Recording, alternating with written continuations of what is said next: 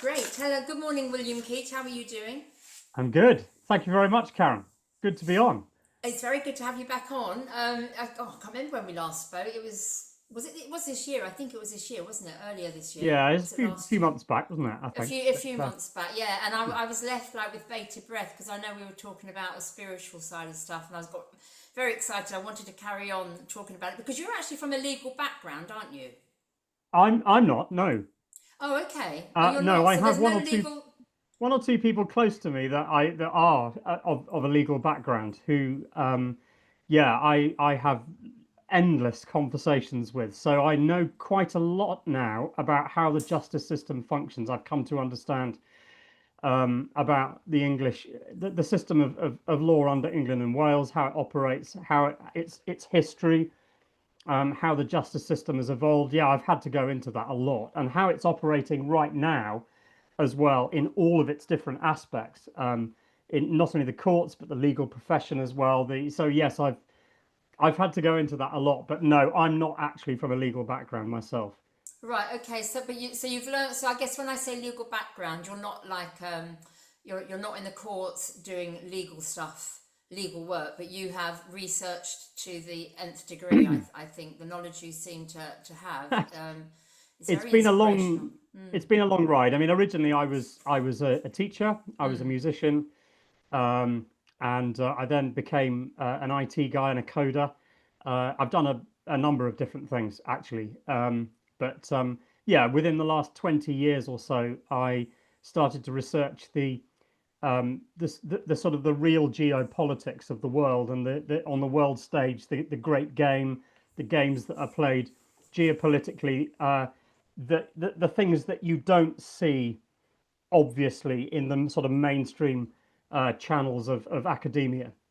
Um, and I started to investigate that and became very interested in that and the sort of the shadow government systems, the secret societies, if you want to call them that, the think tanks that were put in place at various points in our history. I started to investigate that, reading books like Carol Quigley's Tragedy and Hope and the Anglo-American Establishment. Um, and then what I came to realize actually that is that the causal factor in all of the issues that we face is really down to our governance and our rule of law. So I started to look at law and the constitutional law. That was about 15, 16, 17 years ago, something like that. Can't remember Well, now. what was the trigger point? What was it that sent you down this quest on finding out more? Well, I suppose I woke up around about 2006 to 7, around that sort of time. A little bit late for 9/11, which I'm a bit ashamed about. That I didn't really. Well, I sort of had a sense that something's not right there, but I wasn't quite understanding what it was. But there'll be many people who were absolutely awake to that far back earlier than me, which and well done to you guys. But yeah, for me it was about 2006, 7, and I came across well all kinds of information. It started looking at the pharmaceutical industry and the influence of organizations like the Rockefellers, the Carnegie Institute, and others on the funding of the pharmaceutical industry, the early, the early forms, if you like, of the medical profession and the pharmaceutical industry, and the schools of medical learning, and how that was all being changed. So I was looking at that, and then I realized that you can't have this going on, this sort of shenanigans going on in isolation within one aspect, within one part of it. It must be wider. So I, so I started to look broader, and I started to look into geopolitics as a result of seeing a set of online essays by G. Edward Griffin, which is still there actually. I think it's called "The Future Is Calling," and that was one of the early things that I started to look at. And he started to outline the dangers of collectivism, which is really the mindset that sits behind. Well, actually, most of us, a lot of people like, and this is this sort of this distancing that goes on all the time. This idea of sort of throwing hatred at the other side, and the reason why I'm sort of playing that down a little bit now is because we tend to get stuck in that mindset. Because in fact, the collectivist mindset yes, the master think is sort of them on the other side. It's the 5% of society who have sociopathic and psychopathic tendencies. Um, the dark types, the mindsets there, and that's true. But actually, the real reason why we're not making any progress, why humanity is not making any progress, is not so much their actions. It's our weakness, really. And that's not being addressed. That's something that we can get into and talk about today. And that's what I began to discover more recently, because I was also focusing on the other side, and what's really going on. And this is outrageous, and some of the stuff that has occurred. Yeah, it is, absolutely. But then I began to realize actually that the way to sort this and to deal with this is for the people to get off their knees and actually start becoming a bit more streetwise, a bit more alert, start to get their thinking patterns straightened out, get their morality straightened out, because you need to understand what is at the root of your morality. And if your mindset is correct, there is no way that you will be manipulated. You can't be manipulated, by the way, if you understand natural law, and you've done some of that kind of logical working on yourself so that your critical thinking is straightened out. You can't be manipulated. You can see through all kinds of finer points, of where you're being taken for a ride in an argument, where you think you're making the right argument, but actually you're making their case for them, right? This is the kind of manipulation that's going on. And I would argue actually now, since COVID as well, that the freedom movement is absolutely lobotomized. I would say that it's so infiltrated as well. And there's so much deception and agitation going on, within the freedom movement, that I'm almost now having better conversations with people in the mainstream, actually, which is troubling. So you say, It is you, troubling, but I hear what you're saying totally. I suppose having been in it since, well, since whenever, it doesn't really matter, but yeah, the people you come across, the conversations we have, like, it's not just the infiltration. I think it's just people haven't done their inner work. I keep saying, well, you've got to do your inner work. You've got to address the shadow in you, because we've all got it. It's a black and white, yin yang, night and day kind of situation, and a lot of us don't. We're always blaming, like you said at the beginning. We're blaming. Look what they're doing. Look what they're doing. What about us? We've got to internalize it. Before we go on to that, though, you mentioned natural law, so people watching this might not actually be familiar with what you're referring to when you say natural law. So can you sort of give a little précis of what we're talking about here? yes, and I would say actually that if you don't understand natural law and you've not looked at it, and I don't mean whether you've just heard the term being thrown around, because a lot of people do that. you know People need to be honest with themselves. Actually, have you looked at natural law? Have you taken in the material and done the study on it? Because if you haven't, I can absolutely guarantee for 100% certainty you will not be understanding the fundamentals of the universe, and you will not be understanding how it is that you are, how your enslavement is coming about. You're actually doing it to yourself. So I would recommend that you get into this subject properly. Now, briefly, what it really is just the natural order. It's reality. It's how reality, around us functions. It's how things have been set in motion in the universe by the creator, and the behaviors of the universe and reality, and how things unfold. And so there are various laws in the universe that determine, the consequences of certain decisions and actions of intelligent beings, right?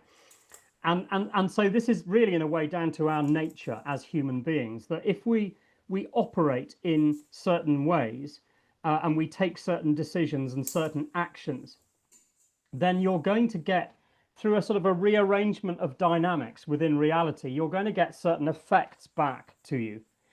And if some of those behaviors and actions are quite good and quite in alignment with, and we can get into what that is in a moment, but there are certain requirements, if you like, or prerequisites for taking certain actions and decisions that are in alignment with the natural order.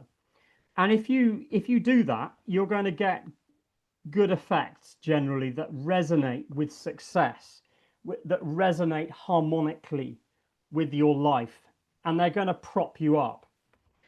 Whereas if you take certain other actions and certain other decisions that are not in alignment with natural law, you're going to get the opposite. You're going to get negative consequences coming back at you, which you can't ignore. Well, you can ignore them, actually. I said that wrongly. You absolutely can ignore, and that's the problem, is that we do. What I mean by that is that you can pretend that doesn't exist. You can pretend that those causes and effects are not really there, if you like, but I can absolutely guarantee that doing that will bring about horrendous effects, not only for you in your personal life, but also chaos to the people around you as well. Now, that's quite terrifying when you actually hear it like that. But I'm saying it like that for good reason, because that is the reality. That is the way natural order operates. That's the way that natural law functions. And of course, it has a knock-on effect, doesn't it? You say yourself, the people around you, but then it's like that ripple effect. You throw a stone into a calm lake, and then it just ripples out, and everybody's Yeah. affected by it. Everybody. You Yeah. mentioned, Will, at the beginning there, you said about the creator. So let's go back to the creator, because a lot of people, you know, with what's going on, I was speaking to somebody earlier this week, and they said there isn't a God. How can God let what is happening in the world happen? If there is a God, you know, he'd step in and sort it out. So what is the creator? Who is the creator? Well, I don't tend to get drawn on that too much, because it takes us into areas of religion, and if you look at the esoteric sciences, if you look at the ancient mystery schools, the mystery traditions, you'll very quickly begin to discover that religion is not the same thing as spirituality. And I don't tend to get drawn on that. And by the way, in saying that, I'm not saying one way or the other that I am religious or not religious. I'm not saying that either way. I'm not going to give that one away. And the reason for that is because people will latch onto it for the wrong reasons. The reason why I keep natural law just sort of clean and tidy, if you like, without the sort of religious trappings and the dogma over the top, is because I think that, yes, religious dogma has caused us massive problems and distractions, absolutely horrendous.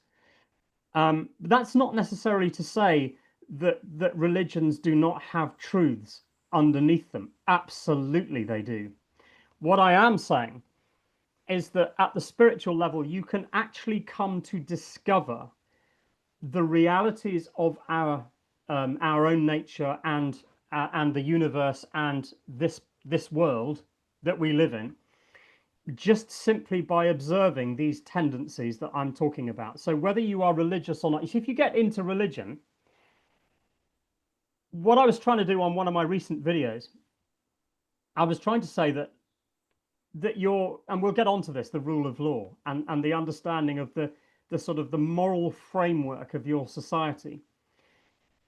If you are going to say that the moral framework of your society must be based on one particular religion or another, it's kind of the end of the conversation at that point, because we have a mixed society of people of different faiths and different philosophies, different ideologies, and so on. But if you can glean from the universe itself and from our reality the base and underlying truths, the foundational truths, or principles, if you like, that you can't argue with, that are what determine the character of your morality, what your morality is built on, your principles are built on. If you can determine that through things, through observations, through things that you just see around you in reality, you can't argue with it. And you're not into that space of my religion, your religion, all that. You're keeping that aside for the moment. I'm not saying that you won't then go on into examining your faith or your religion and saying, well, actually, is my own faith and religion in alignment with the things around me in reality and the way that reality works? Is my religion and faith in alignment with those principles? Because you can't argue. You're simply observing the way reality works. If you discover something about your faith and your religion that actually doesn't work, heaven forbid, with those principles, then that's a bit troubling at that point. Now, I'm not going to go any further than that. So, will you answer this question, which I just made a note of? Do we need religion? No, I'm not going to answer that at this stage. Fair enough. I'll tell you why I'm not going to answer it is because you don't initially need to answer that in the early stages of this. You need to get natural law right first. Because surely, if you have natural law, which to me is very basic, or very simple, it's very straightforward. It's Well, being at one kind with of. We'll get nature. onto that in a minute. We'll It's get onto sort it, of simple when you come to when you understand it. understand it. Maybe I don't Yeah. understand it in its entirety, but I just think it is being. We are natural beings, and just being in unison with nature, whatever that is well, what natural stuff around us, the powers Yeah. that be, you know, the divine God, whatever you want to call him, something that's, you know, that put us here, because we are miracles. Not everything's a miracle when you look at it, and to me that is natural law. And I just think personally, this will upset people maybe, but to me religion is a means of controlling the masses, because there's so much division in it. But Yes, we can leave it there. it is what it has become. Yes. Yes. Yes, and there's so Yeah. much division in it, and it's people have become absorbed, and you know, wars are fought on the basis of it, Yeah. and who's behind the wars. So yeah, we could go off on a tangent there. So let's go back. Shall I? Because we discussed. Well, you sent me something that you thought we should cover, which I think is great. Shall I just go through this, or do you just want to go through organically? And Yeah, see I mean, what we go? the sort of segue into it, I Yeah. suppose, might be that, and actually, in fact, one more comment on that last aspect about you were talking about natural law being simple, and it is in some ways, but where the complexity lies, and I'll flag this up straight away because this will give you a kind of an understanding of where we're going in the rest of this talk, maybe if that's where you want to go. And it's to do with the idea that if you ignore the causes and effects of reality, what you're actually doing is you're effectively creating an internal lie. So if you go through life lying internally by saying to yourself that reality is actually something different from how it really is, that's where the chaos starts to ensue. And it kind of harks back to one of your earlier comments about shadow work, because one of the ways that humans let themselves down most of all is not only how they lie to themselves, and they get so good at it that they don't notice that they're doing it often. And why do they do it? What's at the root of that? It's usually fear. It's usually lack of courage to face what is actually truth.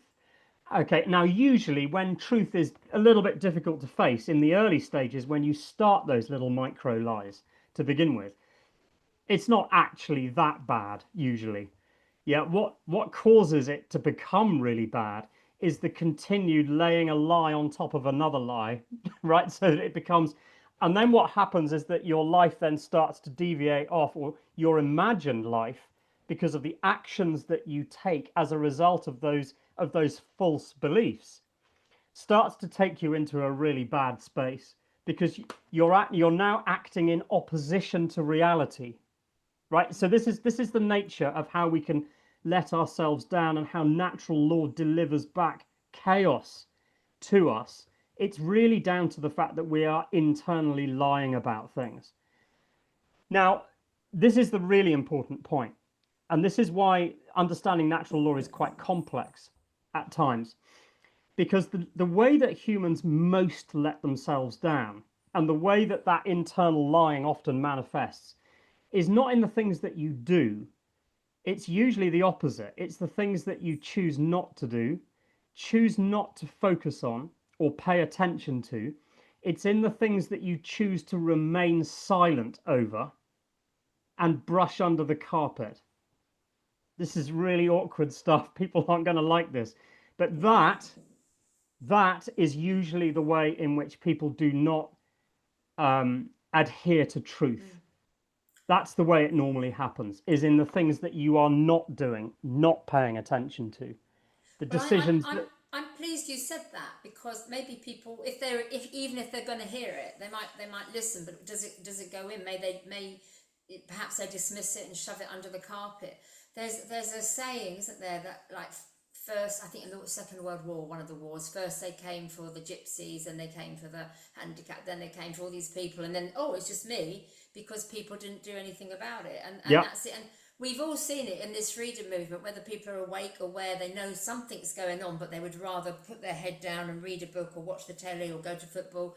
There's so yeah, many distractions that have been put out for people so that they don't adhere to, like you say, natural law. It's yes, not doing something. And I think what we've found in the last 5 years has been so frustrating, yeah, because we've been trying to say to people, look what's happening, do something about it. Oh, it doesn't affect me.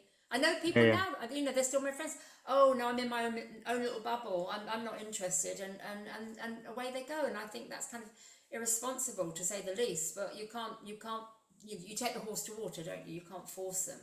Yeah. Yeah, and that and actually the if we want to focus back on the powers that be for the moment, what are the powers that be? Well, if you look back not only hundreds of years but thousands of years at hidden history, generally what you will find is that the people with nefarious intent are the ones that are good at manipulating minds. They're the ones at multi levels are able to cause you to behave in a certain way, not behave in a certain way, without you noticing. And I would say right now, they are running rings around us. We have, in not only in the mainstream world, but actually, I would say in what is broadly known as the freedom movement, I would say there's so much fragmentation, agitation, and I would, dare I say it, go as far as to say massive infiltration as well. And you'll see that in the ways that ideas are being deflected away from. You'll see that in certain things you will not hear talked about, which is this. And you will see lots of attention on other things. And the other things that you will see lots of attention on are usually not causes, but effects. So when I started looking into this deeply, I thought to myself, well, look, hang on, what are not the effects, but what are the causes? If we go deep enough here, what are the things that at the root causes that they don't want us to know about and to look at? And so, as I said earlier, that's when I started to look at things like jurisprudence, the philosophy of law, rights, asking questions like, you know, we hear this idea that the people must own the law. Um, you know, government can't limit your rights using the excuse, for example, for the greater good, or can they? Right? These are the questions that people need to be asking. You know, we're supposed to be traditionally, we hear this all the time, that we're all equal under the law, which is the principle of equity. Well, have people just sort of looked into equity and how that works? Yeah, does if we live in an equitable society, what does that mean? It means that you can't have a few who then give themselves the right, if you like, to limit your rights or to legislate away your birthright. Yeah, these are the kinds of things that people are not really prepared to look at. Because why? Because it's tiring for the mind. Yeah, it's either because people are lazy, or it's because they're a bit cowardly. Yeah, it's one of those kind, or apathetic. I mean, there are a number of reasons. I'm sorry if I'm being really blunt here, but I'm just going to say it. You know, unless you are looking at these issues, because let's think about it right for a moment. If your main concern is that you have a sense of loss of liberty, if what you perceive is that you're losing your freedoms, if you then are not looking at the framework of justice and how punishment is delivered in your community, and you're ignoring that and not looking at governance and the matters of governance and the limits of governance and all of that, and who gets to govern, if you're not looking at that, whilst at the same time you're most concerned about the loss of your freedom, I would question your sanity, quite frankly. Do you know what I mean? I just, I'm sorry, but I just think that you are somehow fundamentally limited if you are thinking that it's okay to ignore the rule of law and how it's supposed to operate and whether it itself has a certain legitimacy. So how do you, and most importantly, are you educating yourself on how that's supposed to work at this time of your loss of liberties? And if you're not doing that, then quite frankly, I don't think you're for real. I just think that your concerns about your own loss of liberty are, I don't know, I just think it's kind of a bit childish and a bit petulant. It's, I mean, fear again comes to mind, doesn't it? And you mentioned before courage. It does take, I always use the saying, you know, you need big cojones. It takes some balls, some guts, to do, to face the reality of what's going on, and to do something about it. And I think what we see on the streets now, not that I'm out on the streets doing any protests anymore, but I don't know if that's the answer, or writing petitions and all that. I don't know what the answer is, but I am aware that a lot of people, mainstream people, are out on the streets now actually saying we've had enough, which is good. So there is a wake up of mainstream people, because it's affecting them, as I alluded to earlier. People aren't going to do anything until it actually affects you. But then what do? Because we don't want fisticuffs. I think the powers that should not be, it appears that they do want some, you know, a bit of a battle on the streets, and I don't think that's the answer, because, well, it's not the answer, is it? War and fighting doesn't. Well, this all of this anything. stuff that's going on the streets and all of that, they are also just effects. Yes. So what we have to do is to get back to what are you objecting to? Well, most people are objecting to government overreach. They're concerned about the legislation that's being written from the legislature.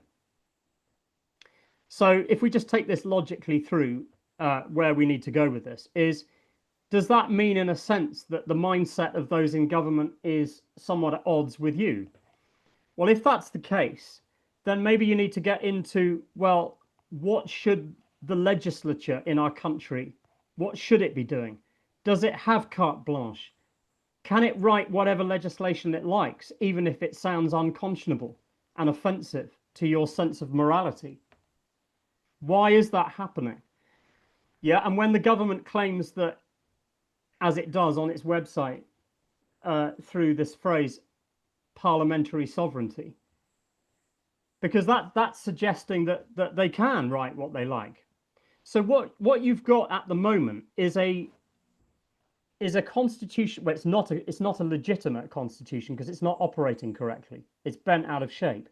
But what you have at the moment is a distorted rule of law, if you like, that believes that if enough people believe something and support it, then that can be legislated for, and therefore the minority will have their individual rights ridden roughshod over.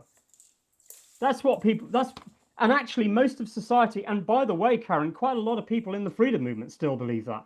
I know. But they're not unifying over that. So we have a distorted rule of law.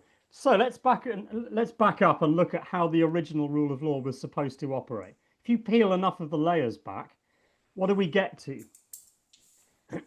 Well, we get to a framework of justice that elevates the people as the final arbiter of law through the jury, meaning that any laws, in inverted commas, that are created in the legislature are always tested before the God-given consciences of the people on a jury, deliberating hard, right? Looking at the facts, looking at the evidence, questioning their internal moral beliefs about something, about their intentions, about the context, whilst you've got a man's life in your hands, potentially. That's full-on deliberation, right? It's not a whimsical view like, you know, putting out a referendum and saying, what does everybody believe about this proposed piece of legislation? It's not the same thing. What you have here on a jury is pure shadow work of the community going on. Okay, and you're testing the law at the same time as you've got a man in court who's potentially going to lose his liberty or lose his livelihood or whatever it is. Now that's the that's the framework of justice, or the rule of law as it was supposed to operate. Now, I'm going to go back to these ideas of unifying. Is the freedom movement unifying over anything? Are we in agreement over things? No. So I'm saying to people, well, what could you unify over? Right? What would you agree about? And I suppose what I'm saying is, do you believe that you should have fundamental individual rights that can't be limited by the government itself under the excuse of for the greater good? That means you have to understand and learn about individual rights. You have to understand the difference between individualism and collectivism.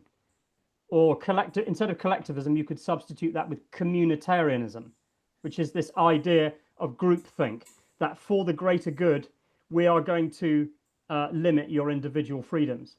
Can I give an example of that? Because I just made a note of communitarianism. Yeah. Because you think about when we were all forced to wear masks, so those people that are not familiar with this term, and collectivism, so everybody had to wear a mask, but if that one person didn't wear a mask, obviously they were, they were the bad person, they were ostracized, or everybody pointed at them because it was the wrong thing to do, because you were affecting the whole of the community, so that person perhaps did not have individual rights. That's kind of what we're talking about here. Yes, that's a tricky example, because what it's getting back to is this idea of perception of harm. So if most people around you are under the false belief that you are harming them by not going along with certain things like mask wearing, then you've got a problem. So what that basically underlines is the idea, in a sense, that the false beliefs of the many are going to create an enslavement situation. Absolutely, yeah. So yes, but you are right. That's exactly it. So understanding what individual rights is important. Now, does that mean that you never have any limits on your individual rights? That whatever you want to do selfishly is okay? No, it doesn't mean that. That's where the term individualism has been captured and misrepresented often, because what they're missing is the other side of the argument, right? Which is that individualism also contains, which is the idea that yes, you can enact you can be self-determining and make decisions for yourself that are best for yourself, but you can only do that within the framework of limitation that is created by the fact that other people must also be able to do that with their individual rights as well. So the naturally existing limitation that exists, which is my rights end where another's begin, contains that principle of equity, right? If we're all under the law equally, if we all have individual rights, then there must be a limit that naturally exists to your individual rights. But it's the natural existence of your individual rights before you start trampling on someone else's ability to exercise their individual rights. That is the masculine aspect or expression of the universe, which is the framework and the control. And the exercising of your individual rights itself is the feminine expression, because it's about creativity. It's about the future, the possibility of what you can do. Yeah, but there is a limitation on that, a naturally existing limitation. Now, if you base your rule of law on that fundamental principle of my rights end where another's begin, which you could call the golden rule, then you don't have a parliament that can decide policy, as much policy as it likes within the next 5 years, enact it, back it with law, and coerce the minority into behaving according to those policies. You can't have both. You can't have a rule of law that has this principle of majority rule, which is bullying of the majority, at the same time as pretending that your rule of law is based on individual rights and equity. They're absolutely, those two things are at war with each other. It's like acid and alkali. You can't have the two together. And what brought about parliamentary sovereignty and the idea that Parliament can enact policy decisions and then back it with law to coerce the minority, what brought that about was the Glorious Revolution and the Bill of Rights. And so we have a number of people even in the freedom movement, putting out the idea that the Bill of Rights was an extension, if you like, of our Constitution. It absolutely was not. It was in opposition to it, because it was basically founding this idea, or green lighting this idea of, the idea that we can have majority opinion forming legislation that then overrides the opinion of the minority. Very dangerous. I was going to say very dangerous, very scary, and how it's come about. Yeah, so all you have to do, right, is to test for principles. You have to just keep going back to your foundational principles. Do you think it's right that the opinion of a larger number rides roughshod over the individual rights of a minority on the basis of a policy decision? Okay, you've already got justice handled by the my rights end where another's begin, right? And if you're having justice tested in courts by a jury, you're already dealing with matters of real justice at an individual level. But as soon as you introduce policy and back it by law, what you're saying is, what you're introducing is an approximation. You're kind of like drawing a line down every situation in reality and saying, right, we're just going to approximate it. We're just going to put a line here. And if you fall on the wrong side of that line, you might well be creating injustice, not justice. And when you create injustice, that's a crime under natural law. So the very existence of a legislative system from the center that's created through majority rule like that is itself creating negative karmic consequence for our society. You can see it logically. It's bound to be the case. And yet none of this is being called out, and very few people are focusing on this and getting that straightened out in their minds. So people who, for example, who talk about, oh, Labour got in last time without even enough votes. Right. If you're making an argument like that, what you're doing is you're kind of like rearranging the deck chairs on the Titanic, because you're basically saying, let's have a slightly better version of our system of enslavement.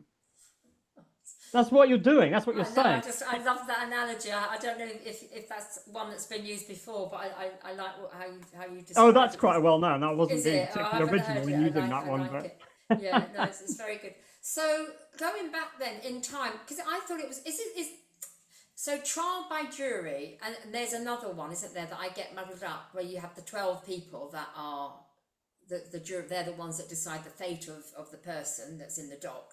So that's trial by jury, yes? Is that correct? Is there another, and there's another one similar, because I know I got it in a muddle with somebody. Said, oh no, that's not the same. And I can't remember what the term is. It's there's a false idea out there that's being bandied about in the freedom movement, that there is a fundamental difference between trial by jury and jury trial. That's the one. Yeah, and that's completely false.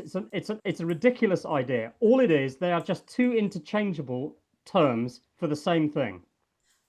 So they're the same thing. The point is that trial by jury, as we currently have it, has just been watered down. It doesn't matter whether you call it jury trial or trial by jury. It's not got hidden meanings. It's not got hidden names on it. It's this obsession with language and sort of hidden tricks. Yeah, we've got to get away from this kind of stuff, because there's no evidence for that in the court system, by the way, at all. And speaking, well, that's really interesting, because somebody in the freedom movement corrected me in that. I thought you've got 12 people sitting there on a bench, because I was everywhere, Karen. It's absolutely everywhere, and it's such a waste of our time. Yes, it is, because then you get confused in it. It's another distraction. It's not done by tricks. It's not like that. What it's done by, they're doing it openly, right? Ignorance. They're doing it because of a false belief system, right? Ignorance. The government and the people within the government believe that they have they have the right and the duty to legislate in ways that is unlawful according to natural law, right? So, for example, everybody's getting hot under the collar about council tax. I don't know why particularly, because I don't see that as the worst tax, by the way. But the point is that taxation is unlawful fundamentally. Anyway, any kind of taxation is unlawful, which means that you can't have an NHS. It means that you can't have a free education system. So we need to get that principle unified and straightened out. Now, when are you going to get that one, everybody on side with that one in the freedom movement as well? Well, there's no way that we're anywhere close to that at the moment. You can't have an NHS. Why? Well, unless it's created by charity. Yeah, right? well, I mean, that's an interesting concept, isn't it? Because also the NHS has like gone down. I mean, I'm not even registered with a doctor. I moved to a new location a year ago. I can't register with a doctor, and I thought, oh, I don't want a doctor anyway, to be honest. But that's an indication of what's happening, and with also what's happening, you know, all the people coming over, the illegals, and what we hear. I know I don't want to digress, but the NHS. Is it going down? Is it going under? But I know you're just using this as an example. This is where yeah. But I mean, the point is that, you know, whether it's going down or not. I mean, the point is it's falling under the weight of its own complexity anyway. But the point is that a government has no business to be legislating for the existence of an NHS, because if you think about what that is, you are being forced to pay your money, which is basically just a conversion of your productivity and your creativity and your time, to pay for something that you may or may not wish to support. Yeah, also, but isn't that the same with everything? That's not individual rights. Yeah, no. You can't. Yeah, and that could be the police, the schools, the roads. It could be absolutely every aspect of society. So therefore, does society collapse, or do we then create our own society with our well, own what you've at least got to do is to acknowledge the principles and come to understand that the last 300 years at least of our nation and the way that it's developed. And of course, if you look at it from the surface perspective, following the Glorious Revolution, we had the formation of the Bank of England in 1694. That should give you a clue. We then had the unification with Scotland in 1707. And then everything after that became about the centralization of power, right? And yet, we've still got people in the freedom movement with the narrative that the Bill of Rights is fantastic and it's part of our constitution. Right, yeah. That's what it created. It was about money changers, guys. Yeah. You know, go and look at the history of the Glorious Revolution and you'll discover that it was basically a coup. It was a destruction of England. That was the end of England at that point. And the Bill of Rights that resulted in that was a false piece of constitutional law. It was basically based on principles that was an inversion of the 1215 Magna Carta, essentially. So what does that mean? It means that you've got a society that looked on the surface like it was very rich and was becoming and was flourishing. And we went into the Industrial Revolution, of course, and we were trading abroad, and we had colonies and all the rest of it, and we had the British Empire. So have a think about, you know, was that really benefiting the people, or was it benefiting someone else? Yes. So it sounds like a real success in our modern, sophisticated society. Right, okay. Yeah. That's where it took a bad turn. Okay, when you sort of legitimize or purport to legitimize full-on taxation policy from the centre. We're going to build an NHS. We're going to build an education system. We're going to build, you know, whatever it may be. Yeah.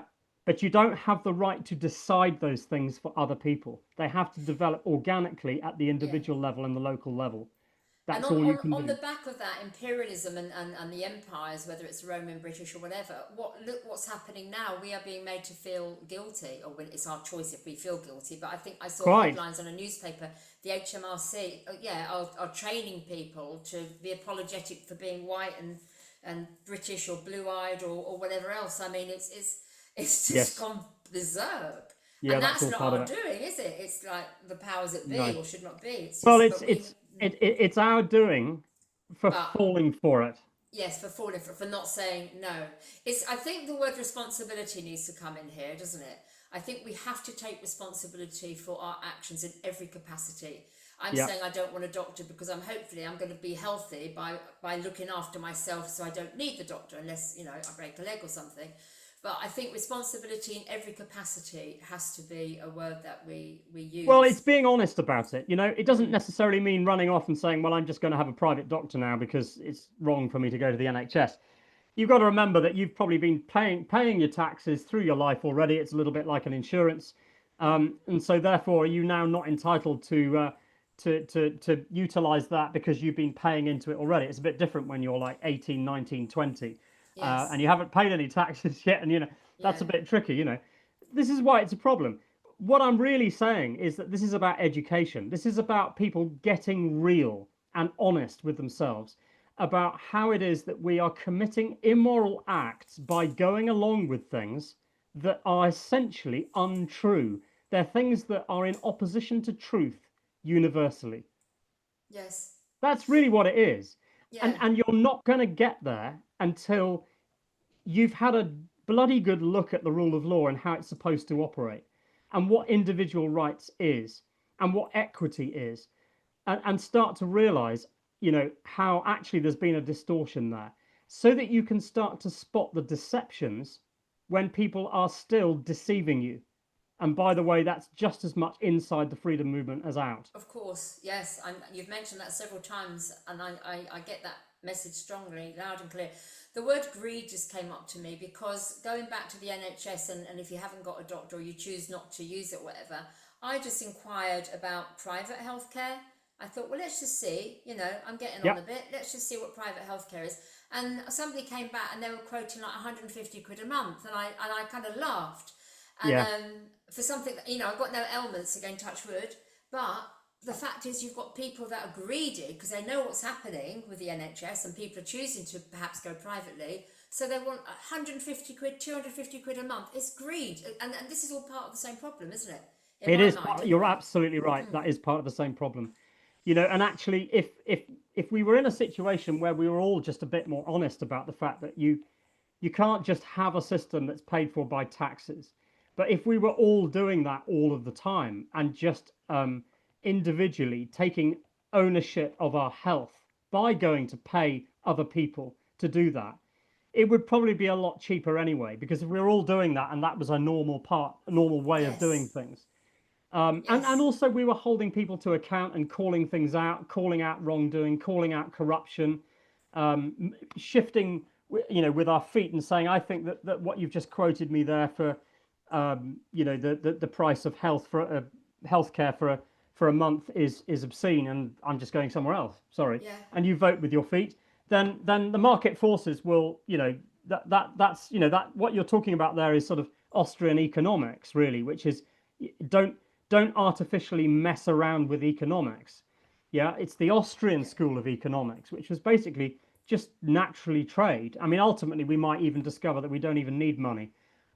Right? If you're a healthcare specialist, you just give your time for free yeah, because actually the person who's going to make you lunch is going to do that for free, and the yeah. person who's An going to fix your exchange. computer is going to do that for free as well because they're quite into computers and they love doing it. And I'm just going to give my time and we're just going to do it, no questions asked, because we just do the things that Yeah. need to be asked. But we're not there yet. That's going to No, be but that's for the that's going to be future. like centuries, maybe. Well, it was Rudolf Steiner, I think, who was saying that we've got in this age of individuation, we've got 8,500 years to learn this principle of individuation, which is how to be an individual, but to do it responsibly by regarding the other's individual rights as well. Yeah.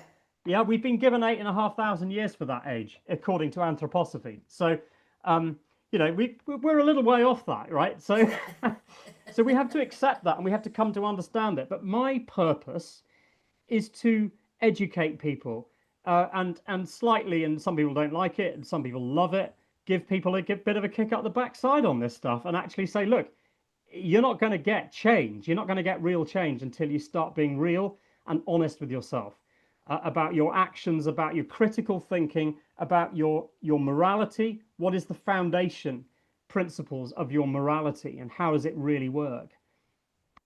Do you think, Will, that as the next generations come along, they will start to embrace this? They'll think differently because as we've just gone through this period where it's all been a bit chaotic and the world's topsy turvy at the moment. I was at this place the other week where I'm organising an event that I'm hoping you're going to come and see, speak at, Shine and Rise, I think I'm calling it, Okay. Shine and Rise. And I was so, I wasn't going to do any more events, but I was just so enamoured with this place. The energy of it was just nice. It was green and pretty, and trees and fruit, and it was just lovely. But the thing that I loved about it, there were two separate groups of children. there was a mother and baby yoga class, probably 20 mums there, and then under another tree, all outdoor, there was a forest school, probably 20, 30 kids running around. And I thought, oh, thank God, there is hope for humanity, because, you know, the mums are taking them out of the system and just teaching them different things. I don't know how Yeah. long that can go for, because while the children are young, okay, you've got forest schools and homeschooling, and then they might have to go to secondary school. I don't know what the answer is Sure. there. Yeah. But, Yeah. you know, I just thought, well, there is hope. So maybe a few generations coming in, Yeah. they're going to learn. I do. I think there's hope only if people are prepared to do the hard grind and look at the dark stuff as well.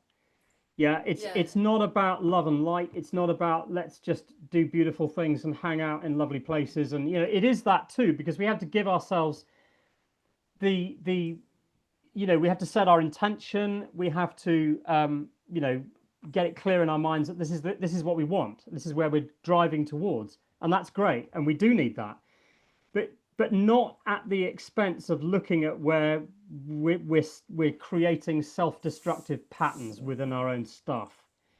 Yeah, and that's the problem. We have to be real. We have to be honest, and a lot of people are not prepared to do that. That's the problem. And also the other thing I would say is that going off to create separate parallel societies is also not the way it's going to be done either, because that's kind of like leaving the sort of metastasized kind of darkness in one place that's left. That's not integrating the shadow, right? Yeah. yeah, We have to educate people around us. We have to influence people around us so that they are not believing false ideologies. They're not believing things that are going to get themselves into difficulties.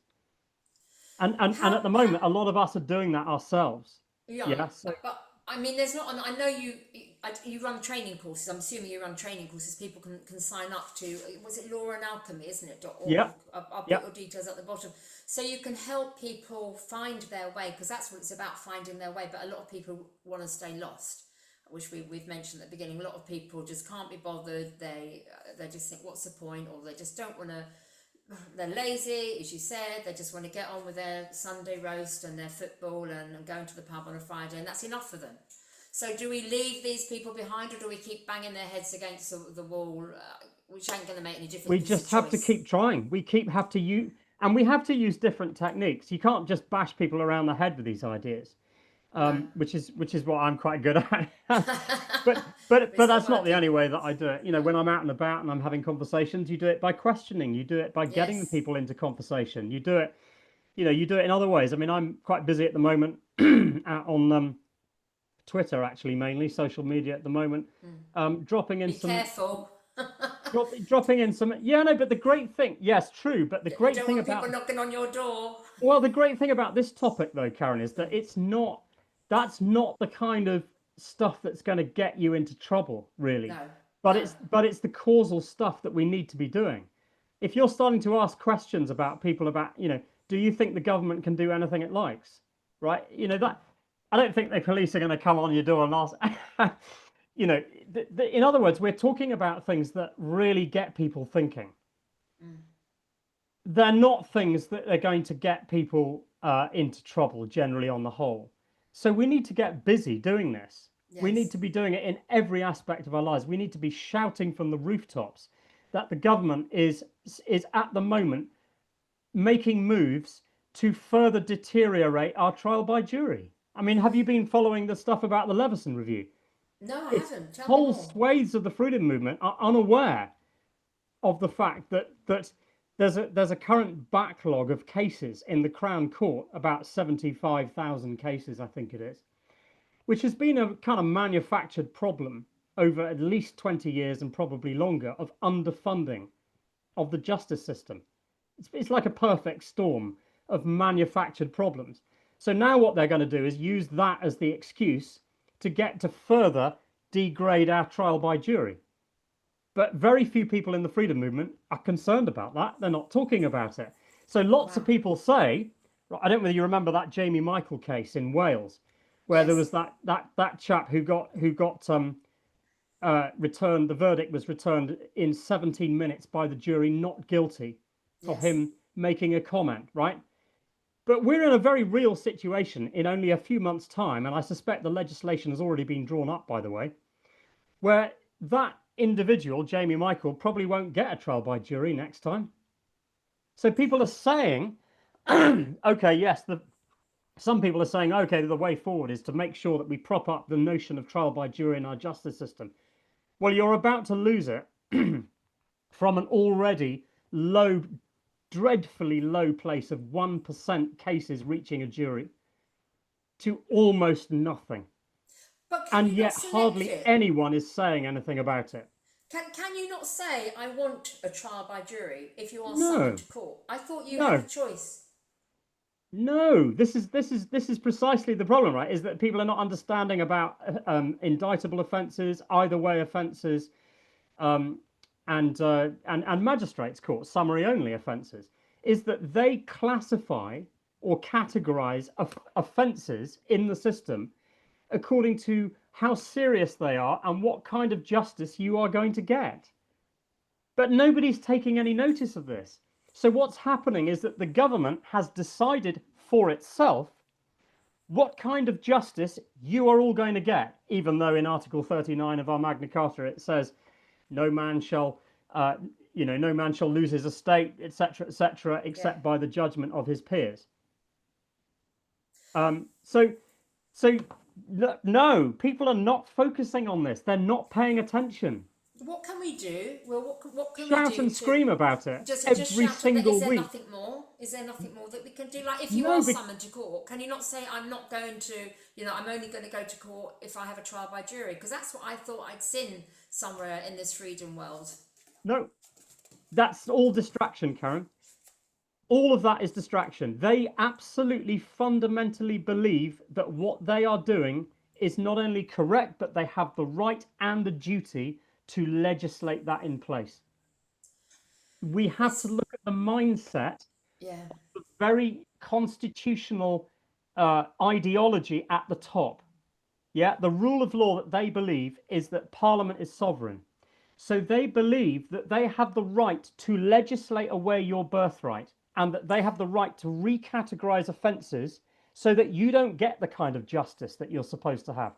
That's their fundamental belief, right? So there's nothing in the court. It's not about little clever techniques that are hidden away that we can unpick and discover. And this is massive distraction, which has been going on for years in the freedom movement. It's nothing to do with straw man stuff. It's nothing to do with capital letters. All of these, like the Cester KV Act, doesn't even say what most of the freedom movement actually think it does. We've got to get rid of this stuff. Black's Law Dictionary it's not even paid any attention to over here in the jurisdiction of England and Wales. It's not even used over here. And if you look at the whole business to do with capitis diminutio maxima, it's not talking about capital letters. It's just talking about the maximum status of slave reduction in Roman times. That's all it is. It's nothing to do with it. Okay, so there's a hell of a lot of distraction, and I've been having a number of conversations for years now about with awake people in the legal profession and in the justice system, people who actually are concerned, and they agree with me about the problems with the constitutional law, and yet they say we've never seen any of this backroom chat in courts, all this stuff about language, or when you get people in the freedom movement saying, oh, all lawyers speak a secret language. This is absolute lunacy, and it's really got to stop because it's a massive distraction. It's nothing to do with that. It's to do with the fact that people have been ill-educated about jurisprudence. It's all about belief systems. Let's assume the majority of our population in the UK are aware of this. Then what can we do? What can we do? Well, by the time that everybody becomes aware of it, you're already quite close to the solution. Yeah, so the very fact that you are making yourself aware of the outrageousness of what I'm talking about, the fact that people at the highest level in the judiciary and in the legal profession have just been ill-educated about our constitutional law. They believe things that are illogical, that are circular in argument. Yeah, they're contradictory in nature. But you have to become familiar with that. You have to become familiar with why it is and how it is that our rule of law has become distorted, and get through the distraction that is definitely and deliberately there in the freedom movement to confuse. Yeah, no, I understand. I understand what you're saying. Totally. But I'm just trying to think ahead. Okay, if it's the people that are in that business, let's say, for want of a better description, that they are the lawyers and the solicitors and the barristers and what have you. Yeah. Okay, if they understand this, then they are in a position to do something about it. But for Joe Blogs on the street or the likes of me, what can I do about it other than educate people? It's about the level of noise on these topics. It's about how much it's being discussed and how much these notions and ideas are getting out there. It's literally about that and the activity. Because if you have a people, a citizenry that cares about its rule of law, because it's starting to notice and pay attention, then the awkward anomalies and the illogical arguments and the circular arguments that are being made to keep in place the idea of parliamentary sovereignty, they won't be able to do it, because there will be hundreds, if not thousands of people, not hundreds, it'll be thousands, it'll be hundreds of thousands of people eventually, who are now starting to see through the illogical and contradictory arguments about how the distorted rule of law must be legitimate. It can't possibly be. And so you get to a point where they can't really do it anymore. They start to realize, and also what it will do is it will give encouragement and confidence to people in the system who do see it, but at the moment the situation is too dangerous for them to speak out. At the moment, we are not providing a safe enough environment for people in the system who do know how it's supposed to work to come out and say anything. Yeah. I mean, I even suggested, do we really know that the king is not under duress? Do we know that? Just would the king say, maybe I'm just putting it there. I don't know that for sure. I don't like the way that our kings and queens have been behaving in recent generations. Let's face it. Okay, but let's imagine for a moment that the king is under duress, and maybe he's basically looking at the situation and saying, look, I do want to step up and start reclaiming my royal prerogative, which is to strike off unlawful statute and to remove using my royal prerogative to remove statute from the statute books that shouldn't even be there constitutionally. Yes, I would like to do that. But right now, if I were to do that, I would just get criticized for being political and getting involved. See, that's another contradiction. Oh, Charles shouldn't be getting involved. He shouldn't be getting political. Oh, okay. But actually, he's the head of state, by the way, and he's the one that's taken the promise under the law to defend your individual rights. So now you're precluding him from being able safely to step into that role. And if we actually encouraged him to do it by upholding and supporting these principles, you might find actually that he either does it, and if he doesn't do it, at least you've now got the evidence for the fact that he didn't have reasonable excuse not to do it because he had half the country behind him. Right? Well, there is a video floating around that's saying that he's a little bit upset because he's watching all the TikToks and the Instagram videos and stuff like this of what's happening on the streets. And this is only a video that I've seen, and he's not happy with the present government, and he might step in. And I'm thinking, yeah, maybe. But then I'm thinking he's in favour of the World Economic Forum, is he sure. not? So it's much deeper than that, right? So really, you've also got to remember that that our recent monarchs were educated in law and constitutional matters, probably by the Fabians. I think it was Elizabeth Beckett's letter to the Queen that highlighted that, actually. That Queen Elizabeth was educated by a Fabian. Can't remember off the top of my head who it was, but I've got it somewhere. So you've got a situation where they are, to a large extent, probably captured as well. Yeah, even if they're not directly involved in all the things that the accusations that we hurl at them, whether they're true or not, right? The fact is that we have, and again, actually, if you want to do some really useful reading into conspiracy to give oneself an understanding of exactly how we are manipulated, you need to look at the Fabian Society. You need Yeah. to look at collectivism. You need to look at things like Lord Alfred Milner and the Rhodes Society, Cecil Rhodes, and his mentor John Ruskin at Oxford University, and look at the thinking that brought about the Tavistock Institute, Chatham House, the Round Table groups, the Council on Foreign Relations in America. If you want to get some, really grounded in the world of conspiracy, then maybe do something useful and look at that, because what Yeah. it's really about is the mindset. It's the collectivist mindset that they're putting out there to confuse people and do it to themselves. That's what's Wow. happening. Will, we've gone on for over an hour, I think now. I think Yeah, I haven't got it.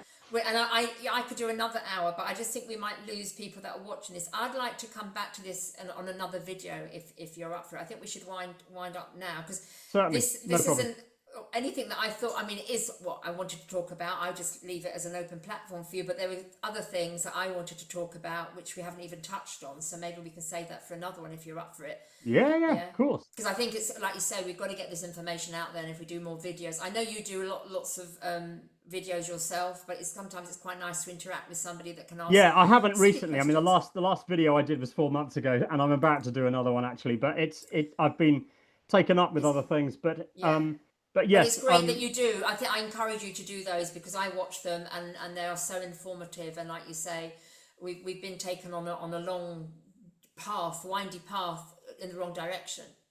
And I know a lot yeah. of I mean, if people, people what you're want talking about. to have a look further in the meantime, two videos in particular that will really dig into this material for you. The last one that I did, Yeah. which is on my YouTube channel for the Common Law Constitution YouTube channel.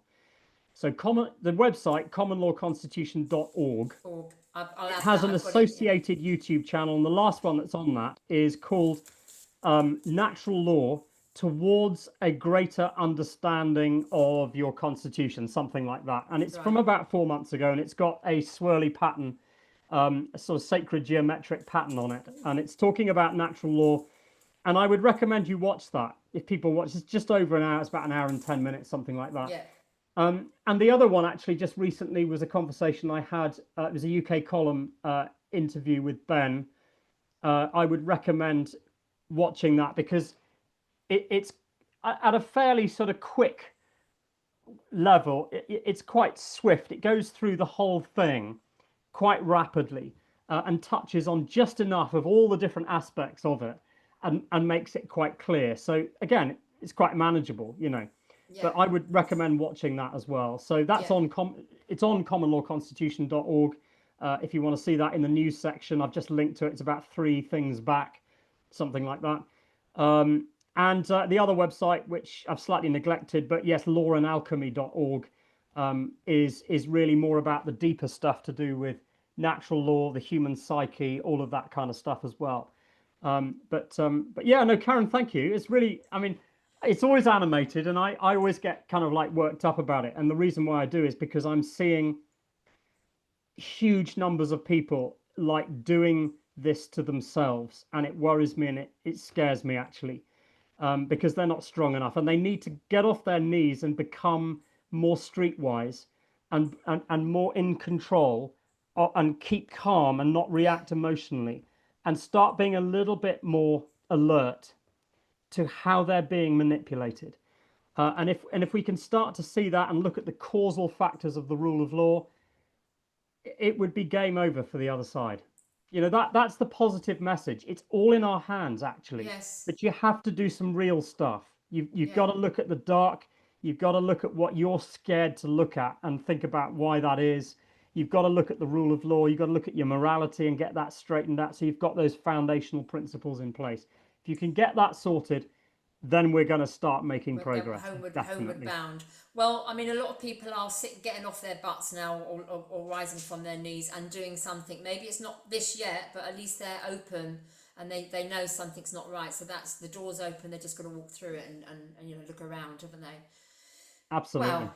Amazing. Thank you so much. I really appreciate your time, 'cause I Thank know you're a you. busy man, but it's amazing what you have to offer to share with us. And several people in the freedom movement rate you very highly. They say if you really want to know what's going on, go and speak to to Will. Thank you He's very got much. the Well, answers.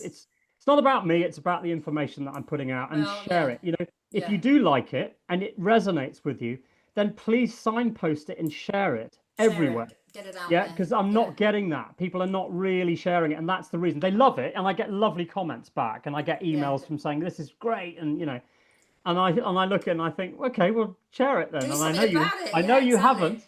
Yeah, share. Well, let's hope this gets shared. I'll upload it and I'll send you a copy of it, and I'll upload it as soon as we finish, and we'll arrange another one. Keep Fantastic. talking. Yeah, yeah, Brilliant. no problem at all. Thanks, Thank you Karen. very much. All right, Not I'll at see all. you. Yeah, I'll see you very soon. Take it easy. Cheerio.